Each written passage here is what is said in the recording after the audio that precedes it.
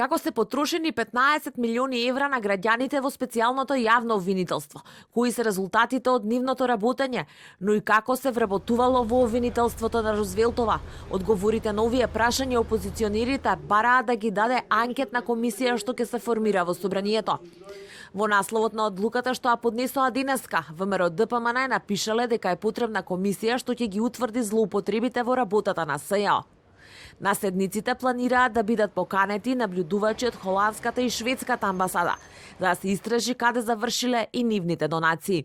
Анкетната комисија не би се занимавала со било какви обвинителски или судски предмети, бидејќи не сака ниту може да биде обвинител ниту судија, но би го утврдувала начинот на материјално и финансиско работење на обвинителството, почитување на постоечките законски процедури и деловодници внатре во самото обвинителство, законитост на постапките при вработување во самото обвинителство, утврдување на можни конфликтни интереси или непотизам при вработување, како и трошењето на средствата по однос на сомнителни хонорари, за она што го имаме како дојава, за подпишување на договори за чување на деловна тајна. Власта во предлогот на ВМРО ДПМН е препознава нов обид за, како што велат, амнестија за криминалот на опозицијата. Портпаролот на СДСМ е дециден дека барањето е неприфатливо. На колегите им порачаа дека нема да успеат, како што рекоа, да ги компрометираат предметите во кои сте осомничени и обвинети. Антонио Милошевски, човек осомничен во предмет на специјалното јавно обвинителство, сака да ја разгледува работата на специјалното јавно обвинителство. Лично за мене е сосема неприфатливо, очигледна е паниката во ВМРО ДПМН и продолжуваат во обидот да си ги амнестираат криминалот и криминалците во нивните редови.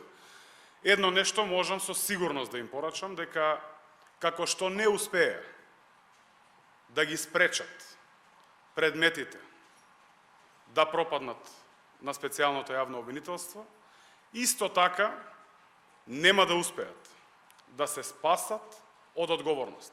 Дали и колку е потребна собраниска комисија од ДУИ не коментираат. Од БЕСА и Алијансата за албанците пак велат дека ќе почекаат најпрво да разгледаат иницијативата.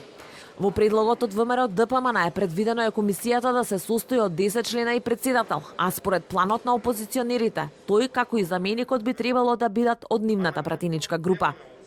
Од кабинетот на собранискиот спикер вела дека Џафери веќе го доставил предлогот до пратениците, а дополнително ќе одлучи кога предлогот ќе се најде на собраниска седница. Досега во законодавниот дом се формирале неколку анкетни комисии, но ниедна својата работа не ја завршила до крај. Да има изгласани заклучоци. Собраниска комисија за бомбите беше и дел од Пржинскиот договор, но само по неколку одржани седници таа престана да постои.